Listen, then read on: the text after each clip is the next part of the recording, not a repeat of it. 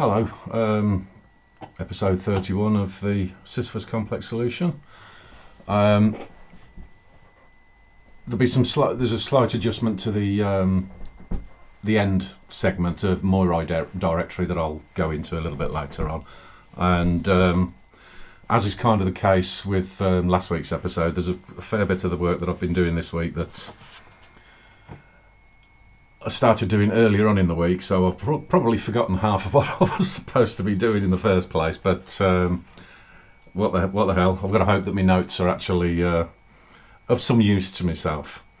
So it's standard format, and that I'll run through three of the offices that are part of the digital culture, media, and sport department that we're looking at the moment. And then this week I'll be going into something slightly different with the solutions aspect, where I'd normally been doing like two or three different slides and that, and a couple of different scenarios of things that can be done, preparations that can be started now. This week it's just going to be the one slide and that, and I'm going to have to ramble on a little bit and hopefully make some sense, but oh well, that's the way it's going to have to go for this week. So let's get started, shall we? Okay, so let's go into historic England. And yet again, another one of these ones where you have to sort of take a deep breath from what I can remember about these people. So let's deal with the numbers first and foremost. As this is presented in a kind of a dual format between the main office and the group, which, yeah, doesn't really matter. Basically it means that they operate off a few different sites, and so hence it's a group. So anyway, I wanted to look specifically at just the group numbers so that I understand what the whole picture is. And this showed a loss of the 78 million and so forth, so that's what that figure stands for. But as per usual, you have to go into the income, or their stated revenues in particular, and you can find within that there's taxpayer grants again. So that is the amount of the 23,212,000. So basically we're looking at an annual burden for that particular period, 2019 to 2020, an annual burden of £101,502,000. So that's nice, isn't it? So there is also a report within the report. There's also something about the taxpayers' equity, which normally I'd kind of assume to be containing assets like buildings and such forth. You know, machinery, whatever. Not that they should be having machinery in historic England, but anyway. But it does seem to be, most of this one seems to be based on the reserves of funds, and the value of that is 246,576,000. So that does rather raise quite an important question as to why they need any money at all, or why are they not returning this money to the taxpayer, to the main pot, on an annual basis in some form of dividend. I mean, like I say, I mean, as per usual in most of these departments, there's always something that's doesn't seem quite right in their accounts. So I've got down here that the answer kind of comes from the annual report itself in the central office and their performance report.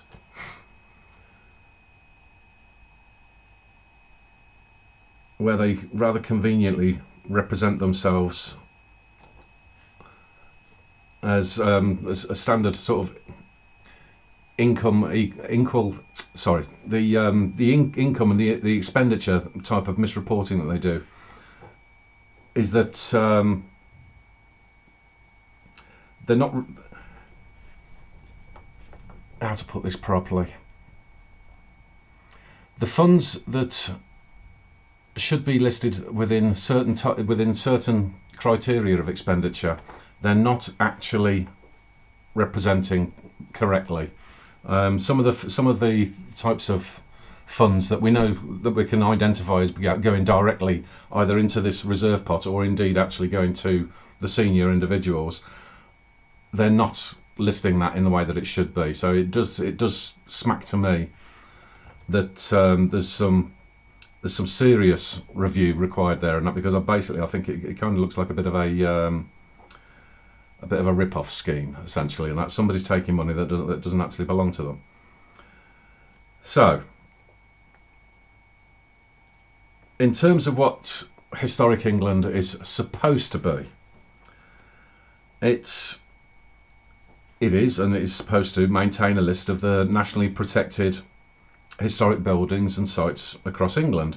So that means listed buildings, monuments, protected wrecks, registered parks, gardens, battlefields.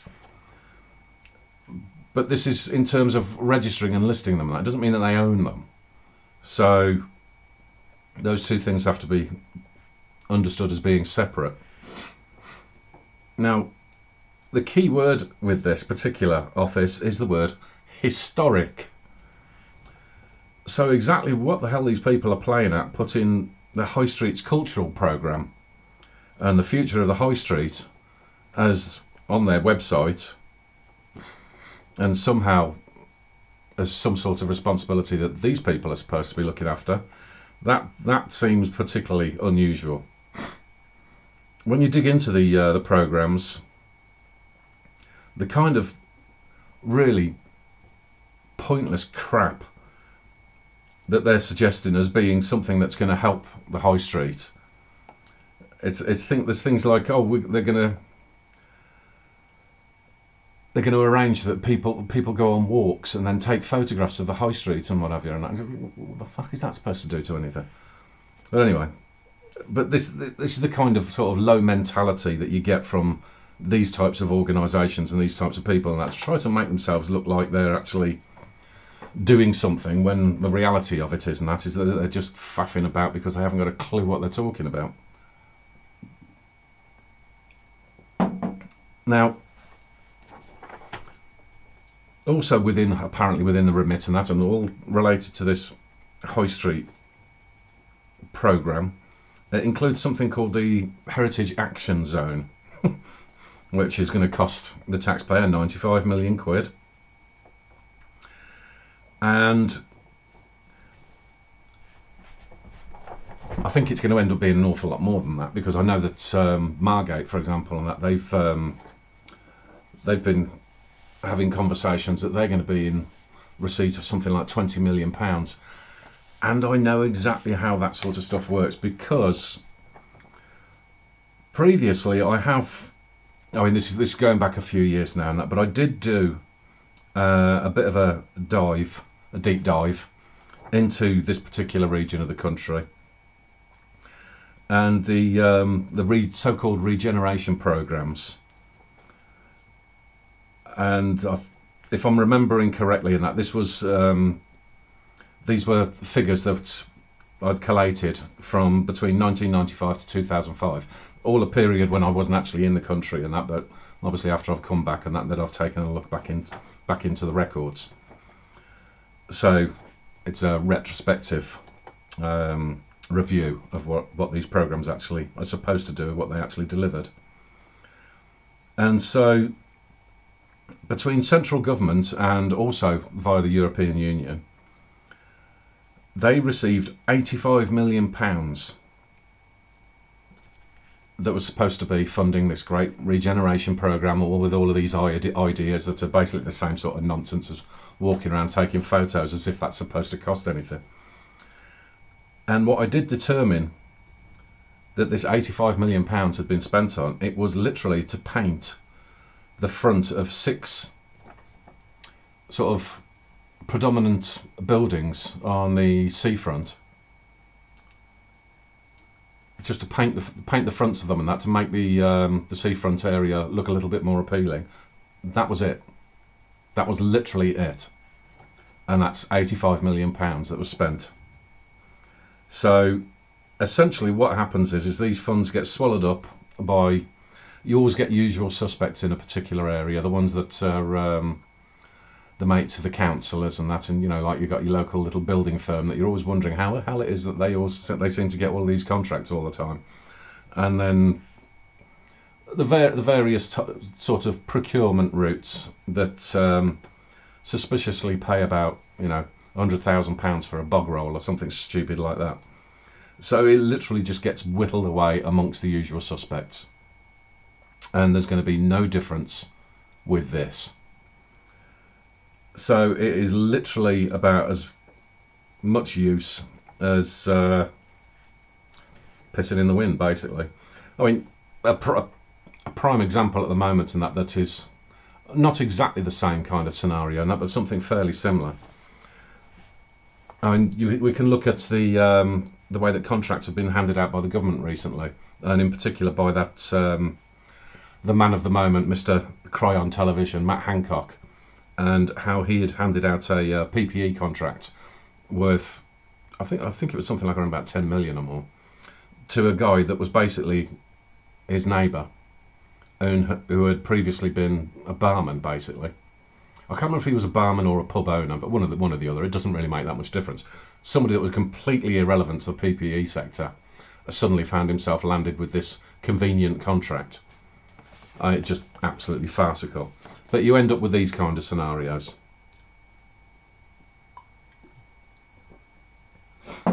So it basically is, in terms of this high street and that, I mean, this is not something that should be going near this particular office, organisation, whatever the hell they're supposed to be. And it literally is pushing forward yet more crony socialism. So the next part from the annual report, I've put a little highlight there. Right, yes, in terms of their international work and how they provide intelligence to DCMS. Now that, you could say, might be considered by some to be relatively harmless in terms of thinking that it's got something to do with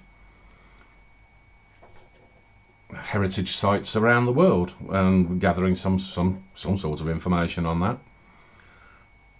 But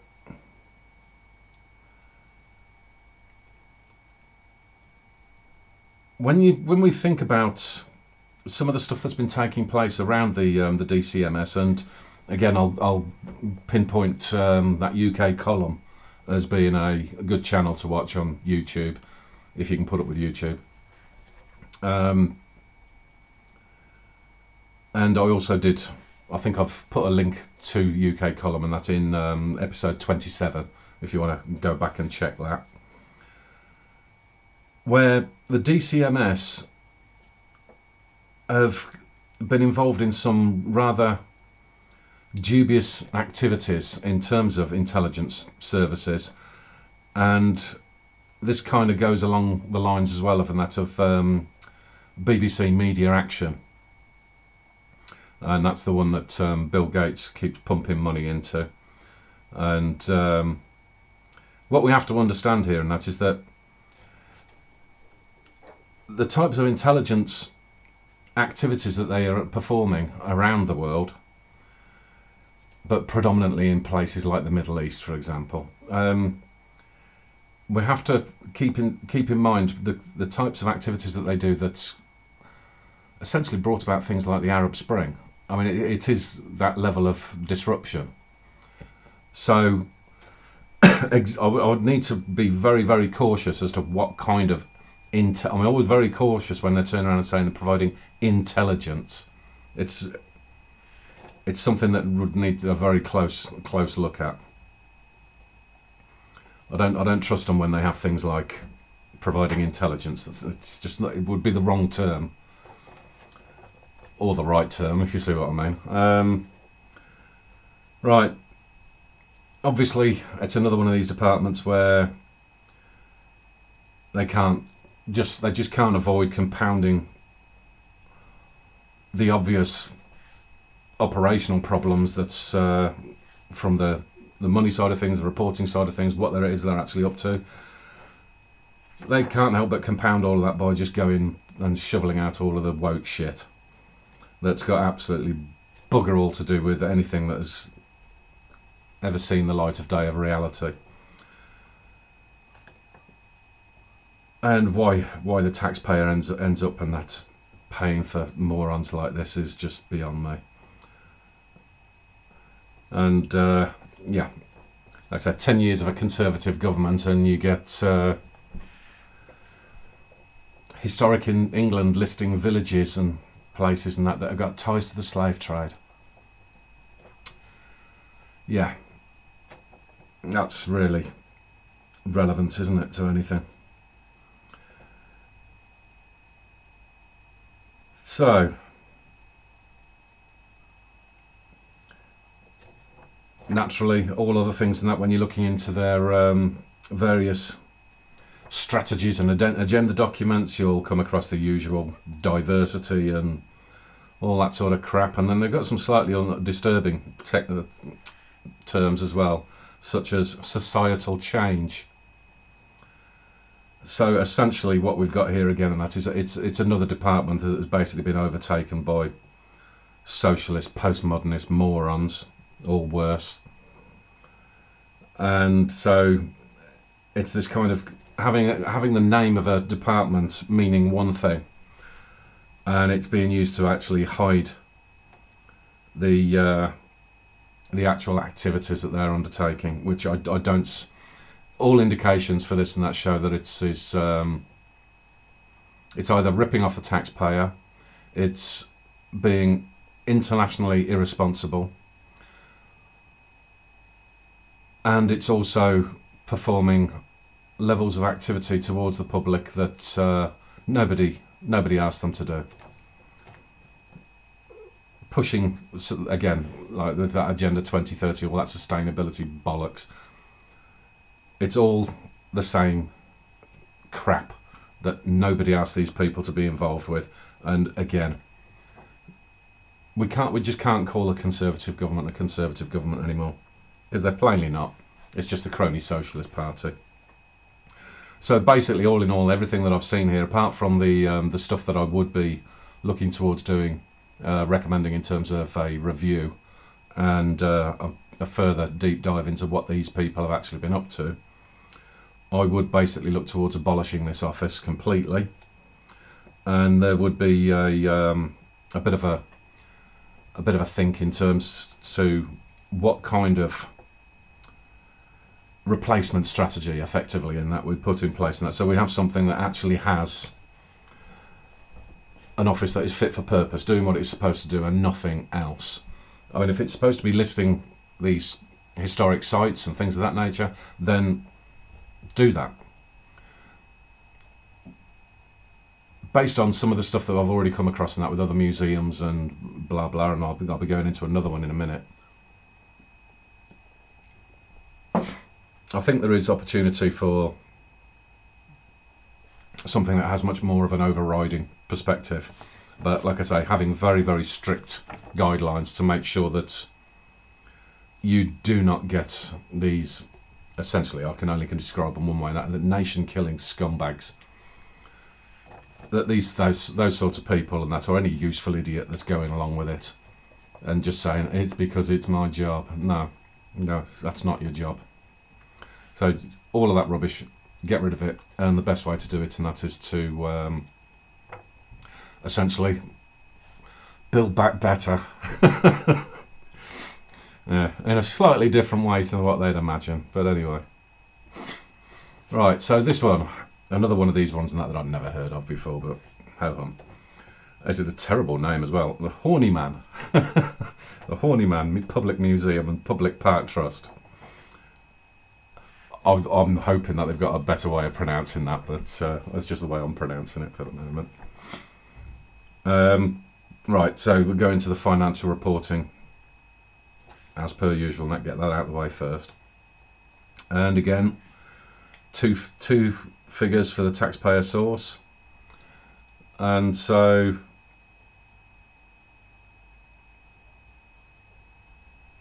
there are some numbers. Those numbers are not right. Those numbers on the screen are not right. I've done something wrong. See, I'm gonna have to abolish my office because I think I've done something wrong there. But anyway, so I'll just state the numbers. Right. So this particular organisation gets £3,619,000 from DCMS, and it also gets 946,000 from the Arts Council England. Oh, I might have that right actually. So never mind. I might pull it back into some semblance of. I should have kept my mouth shut, really, shouldn't I? But anyway, they get that from that amount from Arts Council England as well. So the total that they're getting is £4,565,000 from the taxpayer. However, this is in direct funding. So then we look into the reporting, the financials a little bit further, and you can see tax credits of 29,000 and also capital funding of 326,000. So all in all, from those numbers, what we get is the taxpayer burden for that particular year of 4,920,000. So the reason why it's important for me to stipulate this is because when you look at the end of year balance, the burden looks like it is just the 259,000, which is on the screen. I'm just not sure why I've got it up there twice, but anyway. So it's the 259,000 that it looks like the operating loss, but as usual with these things, you have to look to where all the real money is coming from, not just the end net figure. Right. So with the museum itself, so basically in that with the 259, I'm going to be doing me normal sort of going backwards and forwards. Basically in that, in terms of the error that I've made, the 259,000, that should just be up there once. And I probably would have been better off putting up the 4,920,000. I probably just forgot. Sue me. Anyway, the museum itself, I mean, it does look like an absolutely gorgeous location. And it is massive as well, and considering it's in London, you'd expect it to be quite hard to miss because it's bloody enormous, this place. I don't think I would necessarily term this as a park though, because I think a more accurate description would be like something like stately grounds. You know, could be. But I mean, is that really that important? Not really. So it's also supposed to be based on a bit of a myriad, really, of different kinds of attractions that you wouldn't necessarily immediately think are quite compatible, collections and things of this nature. It does look like a little bit of a muddle of exhibitions that you wouldn't necessarily always immediately think go together, but you know, whatever.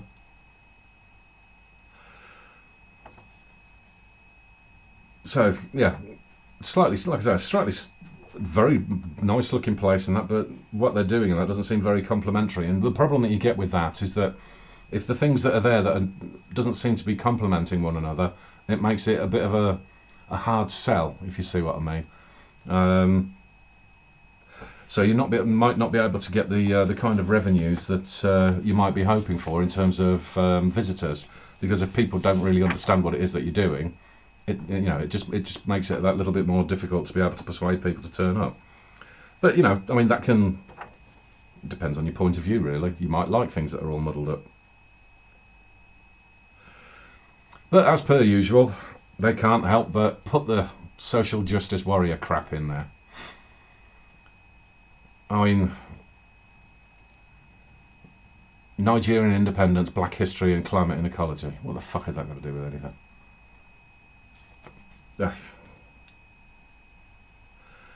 So I do kind of wonder when I've been looking at it, is Is this something that the people that are looking after this location would actually realistically do themselves, or, which does seem a little bit likely,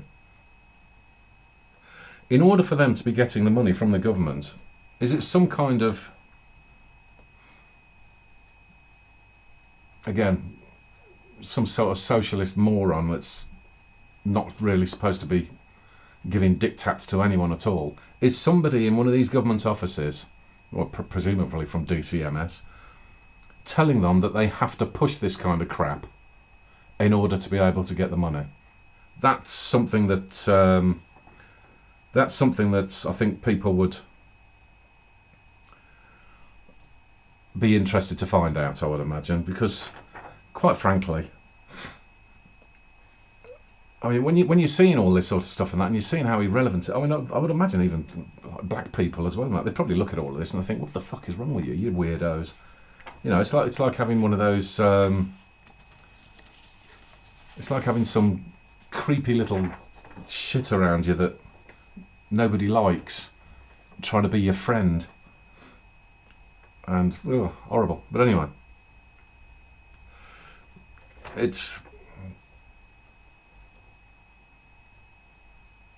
I don't know, it's a very, very strange scenario. So essentially in that, until we actually find out who the bleeding idiot is that's responsible for doing all this rubbish, I think I'd have to look at this one from a bit of a hard-nosed position and just look at it and say, well, because of everything that you've got there and everything that you should be able to put together, this and again, because it's a charity, and that's, I mean, they can and do seek donations from elsewhere. I do wonder if this is something where we should actually be enabling the level of pouncing from the taxpayer, and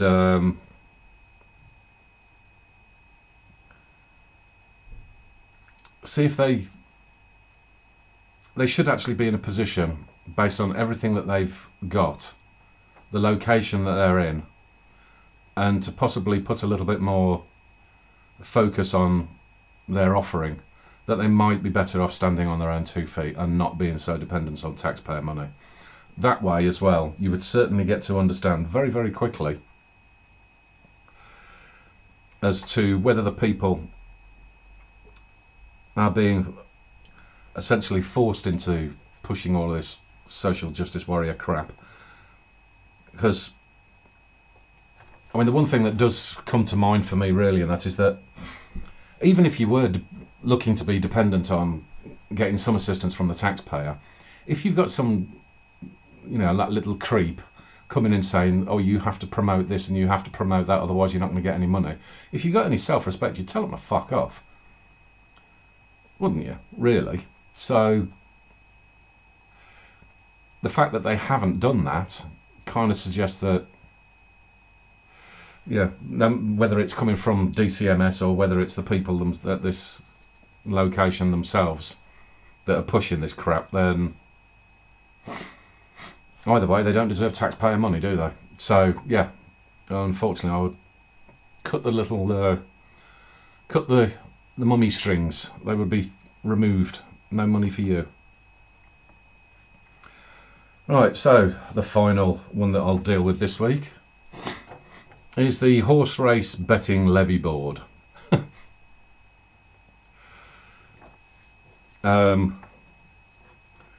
Yeah. Right, so I'll go with the numbers first on this. So their reporting is 1 year delinquent. That's the first thing to say. And then the next piece of data that raises questions is their average salary. Because apparently this particular office and that consists of 10.2 staff. So the 0.2 is basically that, because there's going to be somebody like part-time, that type of thing. But for the 10.2 staff, there's a salary of 978,000. So as an average, £95,882. That's quite ridiculous. Now, it does get worse, because the net position that they have actually bothered their ass to report, you know, maybe getting paid nearly 96 grand isn't enough for them to actually do their job. But as you can see on the screen, that the net position is the 1,683,000. The thing about this that you have to remember is that this is not money that is gathered through taxpayers. It is something that I'll go into in a minute, which is why I don't mind putting the net figure up. Now, the second unusual part to this is their income and expenditure, where their expenditure somewhat strangely doesn't list the salaries. And as I've noticed with some of the other departments, is that the income and the expenditure are somehow miraculously identical. But then they've obviously also then had a little bit of forgetfulness in making sure that the expenditure equals the income, because then there's additionals of what they've called other income and the interest receivable. And so that's how you get the 1.6 million.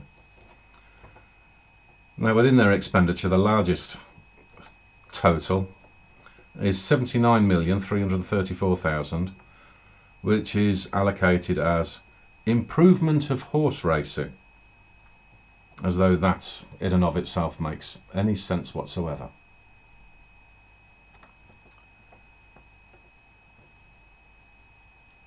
Now, within this improvement of horse racing, because I mean the stuff that I've got up on the screen here, and that is based on what it is they're actually supposed to do and what their objectives are and so forth. But when I've done a little bit of digging, there's the smaller box down the bottom there. In terms of this improvement of horse racing, they do like to make a bit of a song and dance about how their work is assisting and helping improve the veterinary science and education. But considering the total amount of money that they've put in since 2000 is 32 million, well, when you're getting 79 million a year, then yeah, that's a game to be in, isn't it? Now, there is another point to make with this, and that is that the government did actually apparently, and one of the reasons why they turn around and stipulate to say that they are 1 year delinquent in their books, is that the government had looked to close this office, and they thought they were going to be shut down in March of 2019. But apparently somebody from the House of Lords stopped that, and that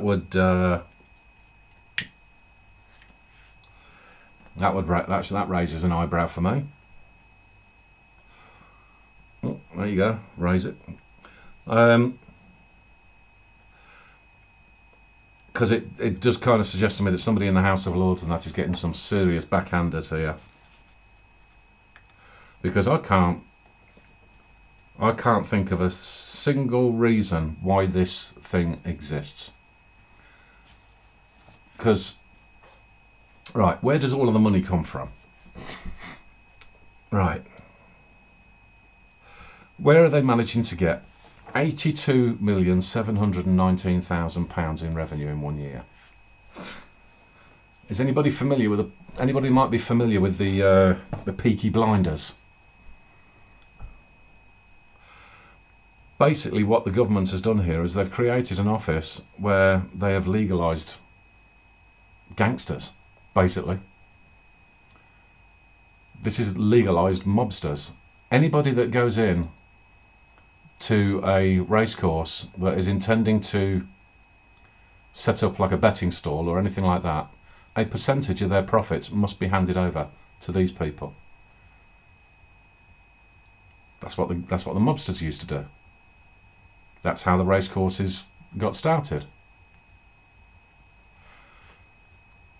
So they are basically pinching £82,719,000 off of bookies. For what? So not only are they getting a staggeringly large amount of salary as in just on that alone, but where all this other money is going, yeah, I can imagine there is somebody in the House of Lords saying, no, you might want to leave that one alone. That's my cash cow.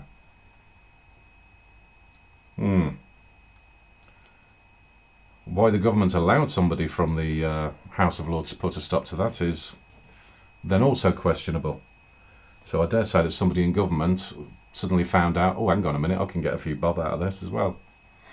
This would be shut down. This would be shut down. This is most definitely legalised illegal behaviour. Because you have to take into account as well, not only are they taking money off of these, and sort of, I mean, whether they're the larger scale bookies or whether it's just an independent or whatever it is, not only are they taking money from a percentage of their profits on that day, but then obviously at the end of each year and that, these people have to submit their books and then they'll be getting taxed again. So effectively having to pay twice. This is a staggering rip-off. And how the hell this is allowed to continue, I just... So yeah, this one most definitely. And I'd want to know where the money is. I would definitely want to know where the money is. Because I bet that 10.2 people are sitting on a fair pretty penny. So yeah, gone. So after adding those three departments in, here we get the total position. So the office cumulative at the moment is the 1,118,000,000, blah blah blah. So it's building up. We've still got a fair way to go to the department total to see if that's correct or not, but a long way to go yet. And then in terms of policy developments, because of closing down certain offices and so forth, we basically move up to the 14,197,000,000 mark in terms of cumulative savings should this particular process go forward. So then what we've got is, in terms of abolishment, we're getting rid of Historic England and we're getting rid of this horse betting levy board. The Horniman, really strange name. I don't know where I've put that. I've basically put it to be defunded, essentially. Well, it's in here somewhere. HPM, I think it would be. HPM, somebody help. Where's HPM? No, can't see it. It is in there somewhere.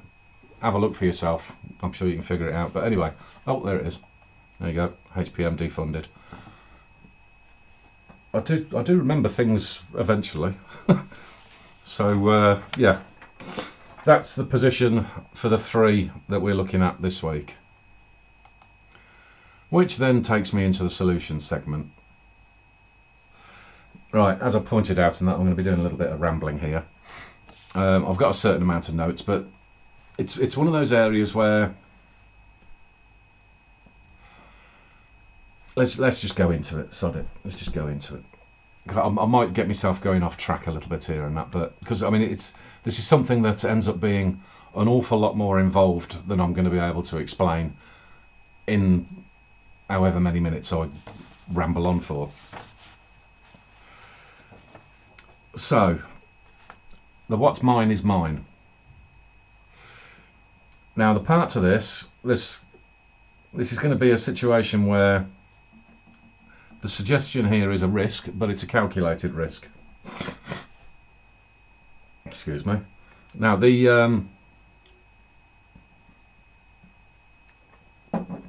lot of people will complain immediately to say, well, look, people are not paying their taxes and that's why it's a problem of this, that and the other. That's actually not the case, especially in this printing press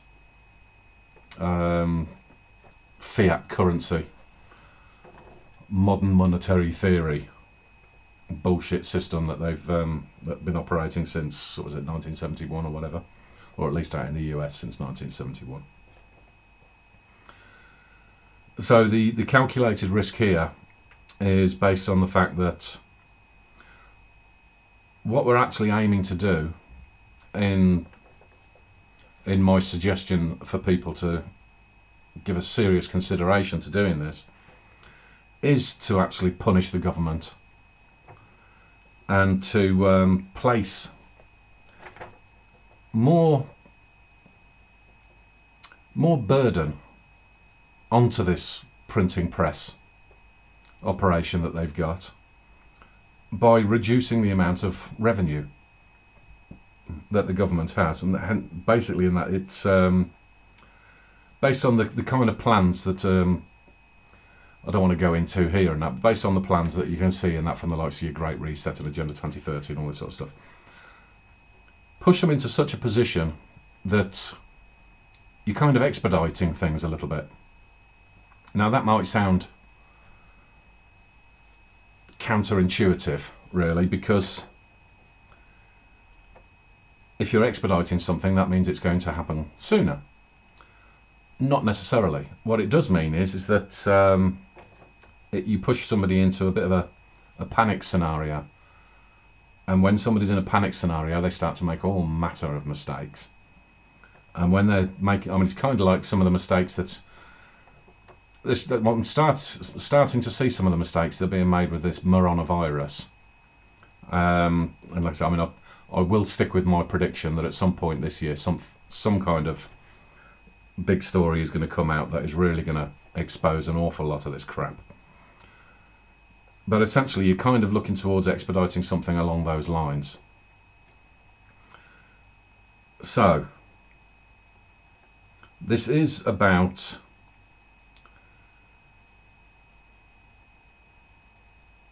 having people taking a bit more responsibility for themselves, so that yes, you get to keep more of your money, but where the calculated risk comes in with this is that once people have started to take up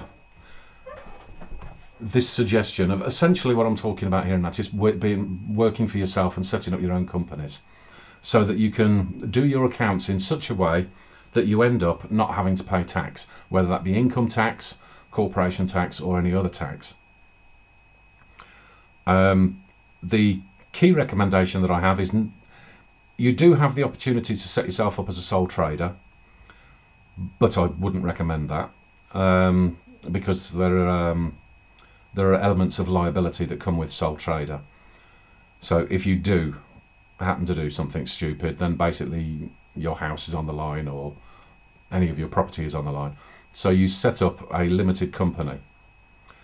So then you do have your limited liability, and then you effectively become an employee of your limited company. So that's the working for yourself part.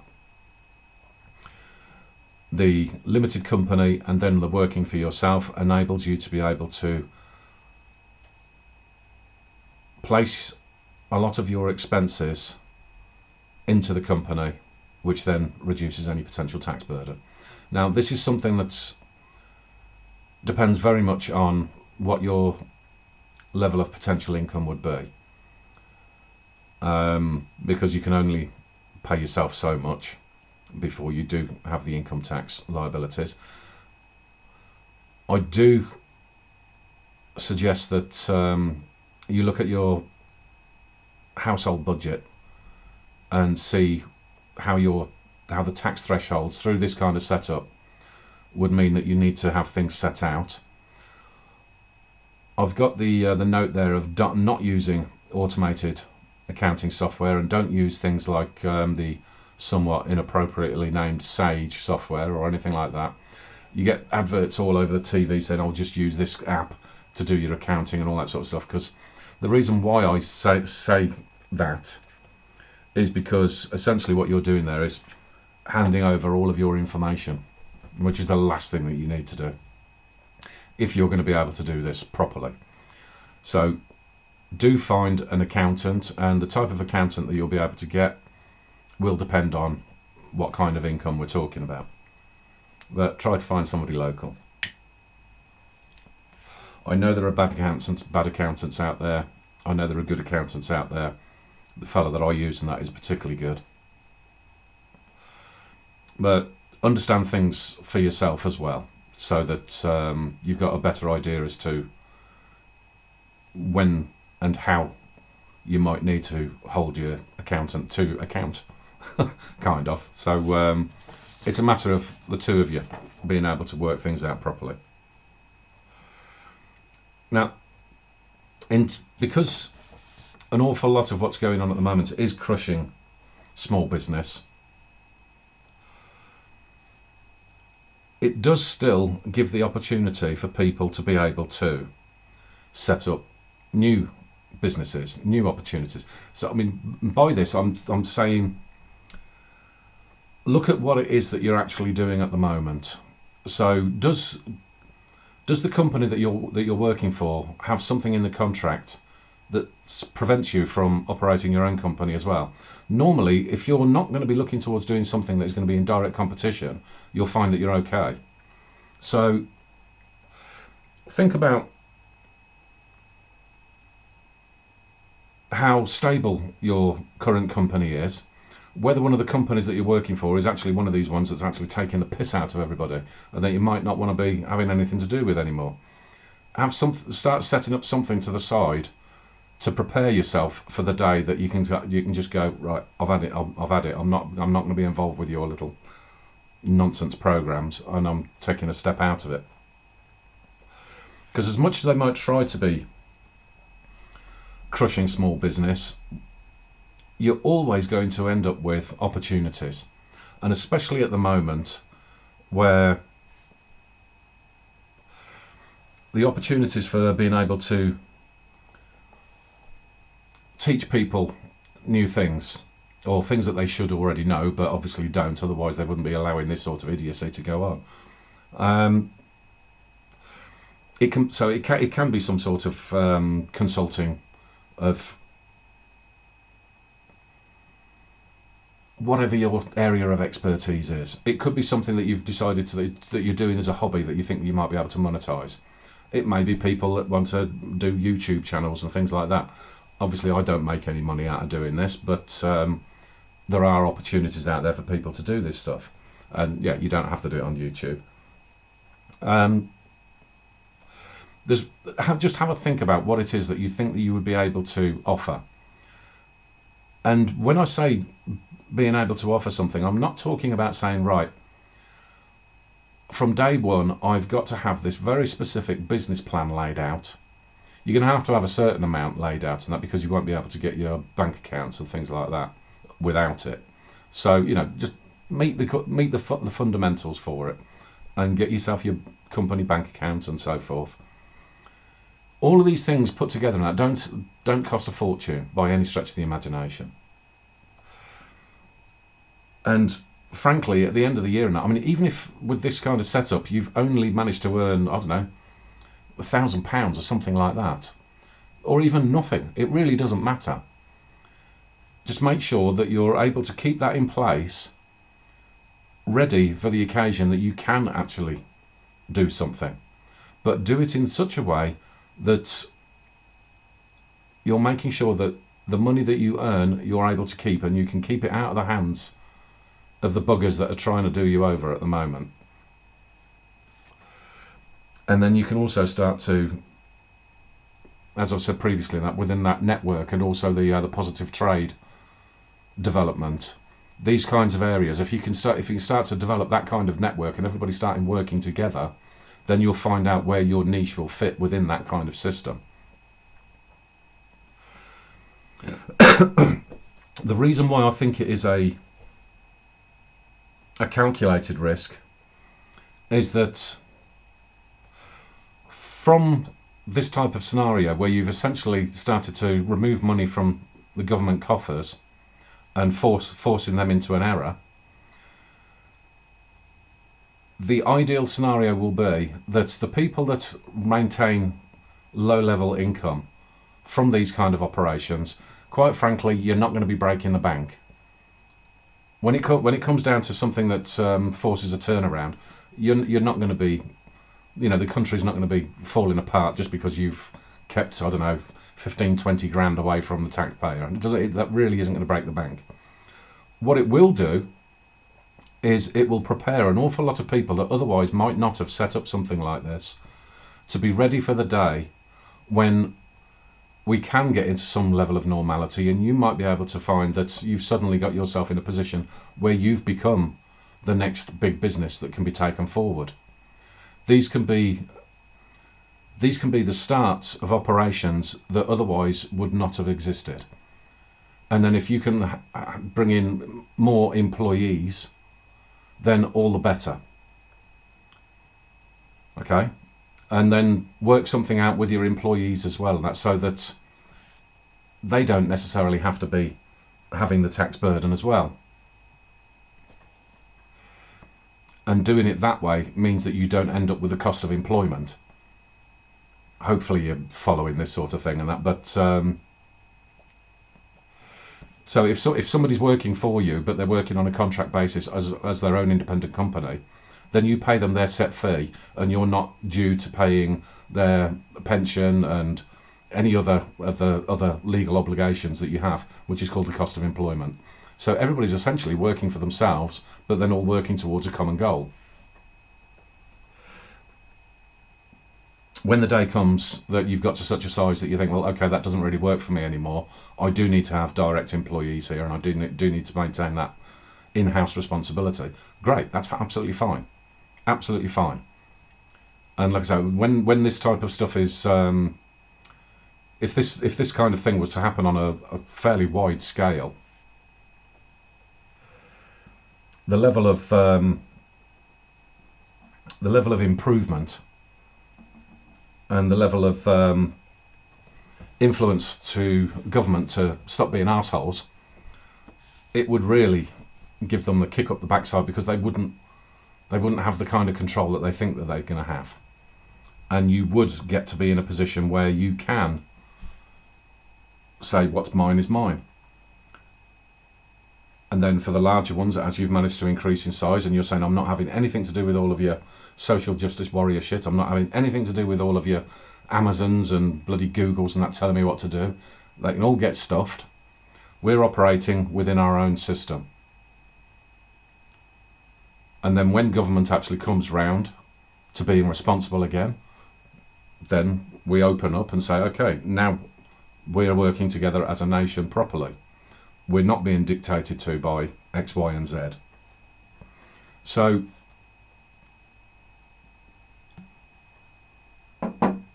is it a proposition that I would anticipate lots of people suddenly going out and forming a new company and everything going fantastically well? No, to be perfectly frank.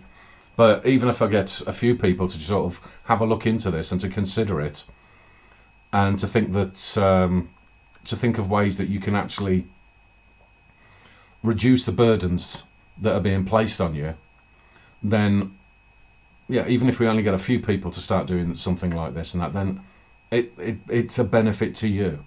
It really is a benefit to you. You can increase the size of your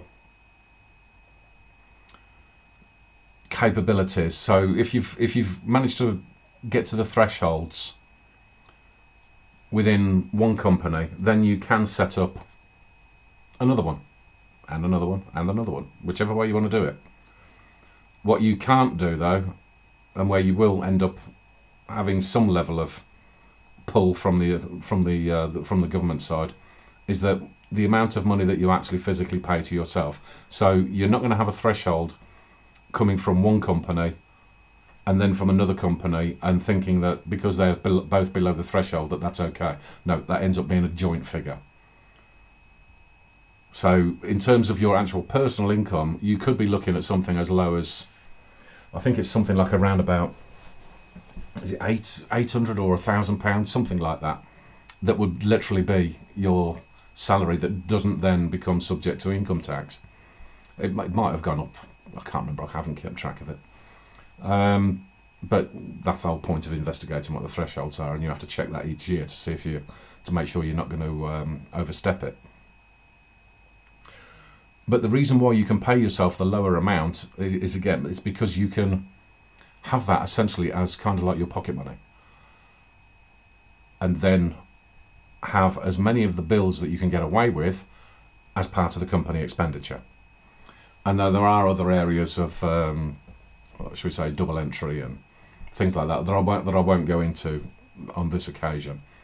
What I'm trying to get people to think about is what it is that you can actually start to put in place now to be able to give yourself a position within your, if it's something that you can do in your local community, if it's something that you think that is possible to sort of advertise online and have wherever you think the customer base would be, something that you can actually put together and start to benefit yourself and increase your level of personal responsibility there, then yeah, or have a look at it and have a serious think about it as what it is that you think that you could do. And if you are, like I said, if you are working for another company, just check your contract and see if there's any limitations to you being able to do something like this. Normally speaking, I would suggest that most contracts only have some kind of non-compete clause, which means that you can't be working for them and then having a business of your own that takes clients away from them, essentially. There are ways that you can work for large organisations. I mean, if there was somebody out there that worked for an Amazon or a Google or something like that, if you were of a mind to pull yourself away from those dictatorial bastards, yeah, have a look at what it is that you're doing and whether you would be able to take some of those clients away. You'll have the no compete clause in the contract, but then basically in that you do the preparation work, set yourself up, and then off you go and get in touch with the clients there. It depends how long that no compete clause is for. Sometimes they don't stipulate a time frame. Other times they will stipulate like 2 years or something like that. But then essentially what you'll do there is what kind of service can you provide that is non-competing, does have some relevance and feeds into that client base, and then when that particular period of your contract has expired, then you scale up and bring over the clients to the full system that you've been offering. So areas like this that people can start to give some thought to, because like I said, the amount of investment that you make to put something like this together is, most people think that it's really complicated and expensive and too many barriers to entry and all this sort of stuff. It really isn't that difficult. It genuinely isn't very difficult. And if anybody needs a little bit of help in terms of being able to put something like this together, feel free to just get in touch and I'll take a look and see where you are and that, and see if I can give you some advice on how you actually go about it. I don't mind doing that.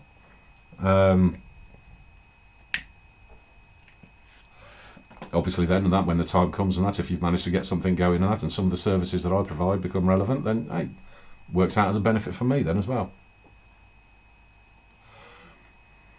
But that isn't the primary purpose. It's not the primary purpose by any stretch, and like I say, I can't provide assistance to everybody, so I'm quite happy with what I do. I don't need to be taking a piss out of other people. But give it some thought. It's and it's something that can be set up for somebody that has got a hobby of just making things. Somebody that wants does some carpentry or something like that. If you make your own pots, whatever. If you do bloody flower arranging, I don't really care what it is. Um, just don't look at it from this perspective of thinking that you absolutely are obliged to make huge amounts of money, otherwise doing something like this is not worthwhile. That is not the reality of it. You can do this sort of thing, and that would ideally all you're looking to do, and that is cover your expenses every year. That's literally all you're looking to do. And generally speaking, for a company that is not really doing very much at all, I'd say on an annual basis you can get away with, I don't know, maybe get yourself a website and things like that, and some general upkeep. I suppose you could get away with something like about 500 quid a year or something like that. And that includes your accounting fees. So give it some thought as to whether it's something that you think that you'd be able to put together. Like I say, it's if you're not very good with figures and things like that, again, that's why you do have an accountant. Accountants generally will be very, very helpful to you. Like I say, there are some dodgy ones out there and that, but you get to know which one is which very quickly. And basically, that if you've got an accountant that doesn't really know what they're doing and takes the piss all the time, and that, just don't fucking pay them. Just turn around and say, no, you haven't fulfilled your purpose. I ain't paying. They ain't going to come chasing after you for 200 quid. Or 300 quid or whatever it is at the low end. Anyway. Give it a bit of thought anyway.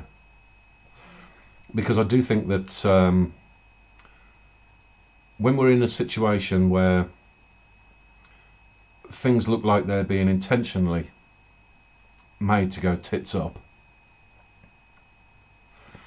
there are always opportunities out there. Always. Obviously, lots of people are turning around and saying that the large organisations have absolutely made a killing over this last year because of having their competitors shut down. Well, it's only because everybody keeps using them. It literally is as simple as that. You don't have to buy everything from Amazon. You don't have to use all of Google's services. You don't have to, when the pubs do finally open again, if they open. You don't all have to go to Wetherspoons, who are secretly going around buying up all the pubs that are now collapsing. You can be supportive to the people that you've put together in your network. And then if you're all, like I say, if you're all working together to put together your political proposition, which hopefully the Sisyphus complex solution might become a part of. Probably airy fairy idea on my part, but never mind. You've effectively then got a network which is your client base. And the wider your network is, the wider your client base is. You just have to make sure that what it is that you're doing is actually good, reliable, and that people can trust you. That's one of the other key parts of being responsible. And like I say, if things do progress to such an extent that government is having to backtrack from these absolutely ridiculous plans that they've got, well, then you're ready to grow at a better rate, because then the entire marketplace becomes your potential client. And then it's kind of up to you, and that's as to what happens with the size of your new endeavour. Okay, so it's kind of a bit of a call really, and that to get people to, as with all things, become a little bit more educated in terms of your own personal responsibilities, become a little bit more educated in terms of how you can actually gain some ambition in a time when too many people are being forced into thinking that everything is being taken away from them.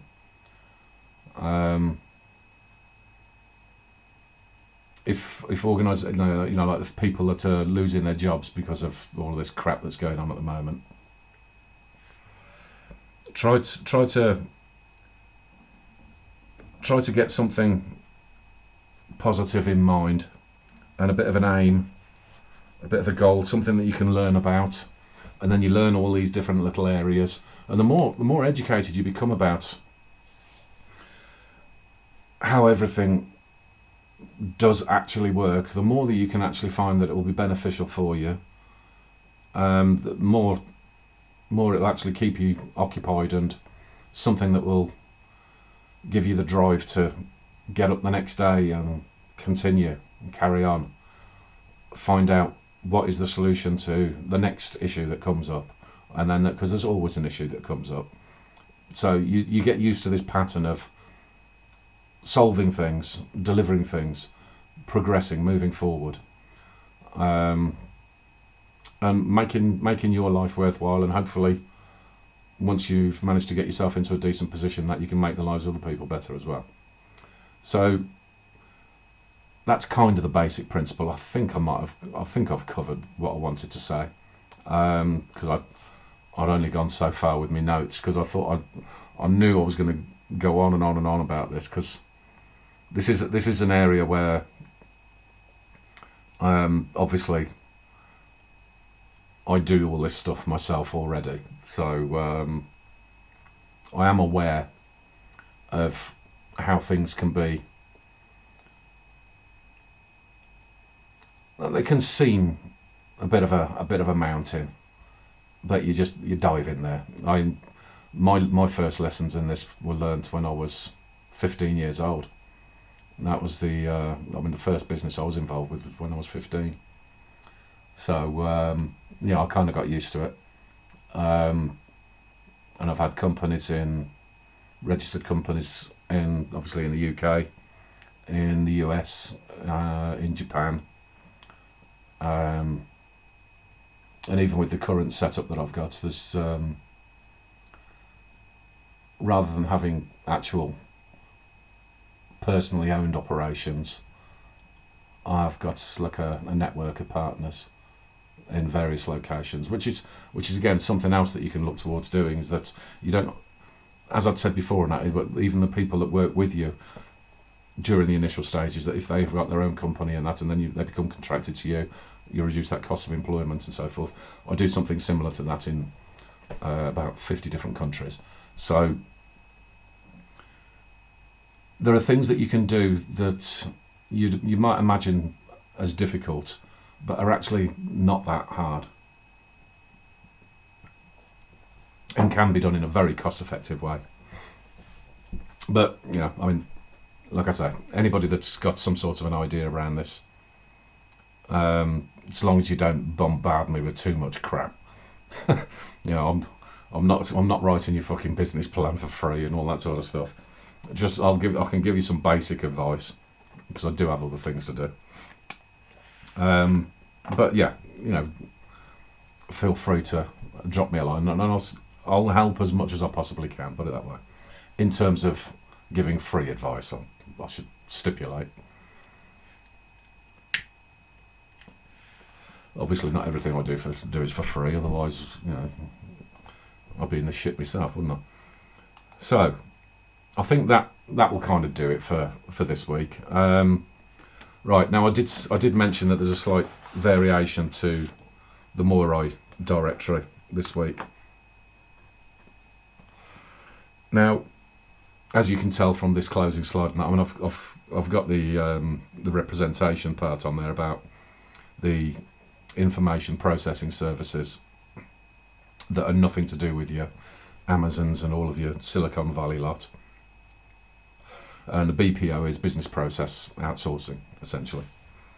I've added a page to the Moirai directory, which basically again stipulates that that is something that I can assist people with. But I've also put the name of another company and by the side of it that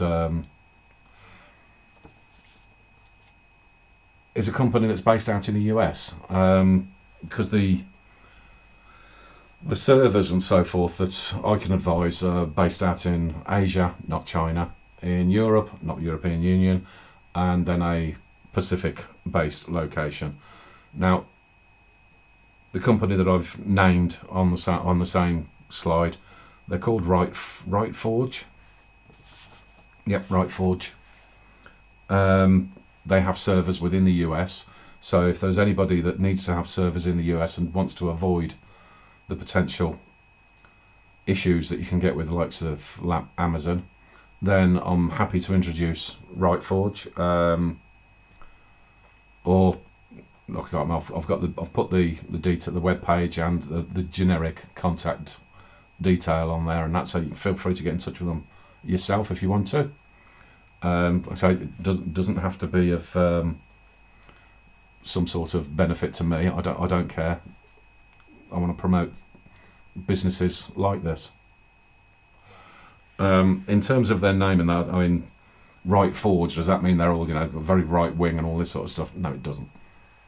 At the moment, from what I've investigated, they tend to be looking after an awful lot of the web-based gun resellers out in the US, who are pretty much under attack at the moment.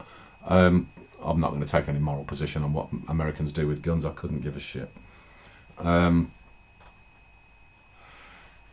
They're just basically a good company that have turned around and said that they do not want to have this proposition where people are being told what to do by social justice warriors and whatever. So essentially, that they fit precisely within the criteria of the Moirai directory.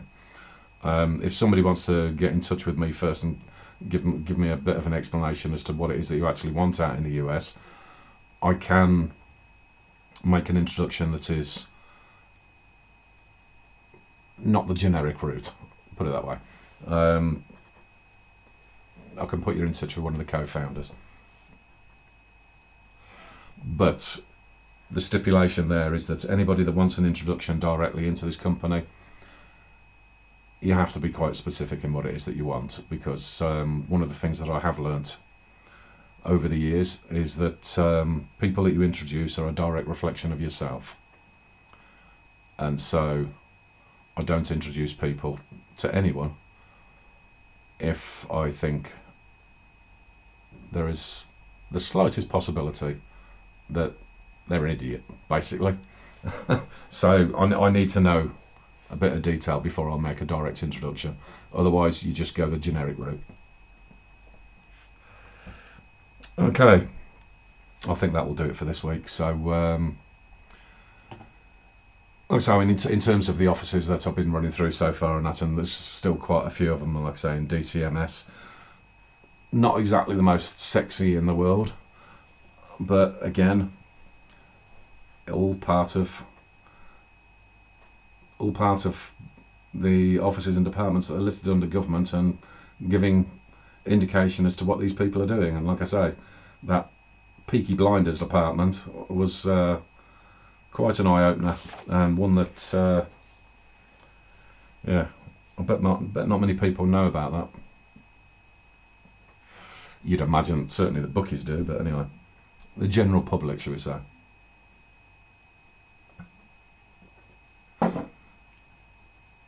So there are elements that, I say, it all helps to build the big picture so that we're not being distracted by single issues. We're developing the full picture. That is the whole point of this. So hopefully there was something of interest, and we'll keep moving forward in episode 32. All right then, cheers, take care, have a good week, bye bye.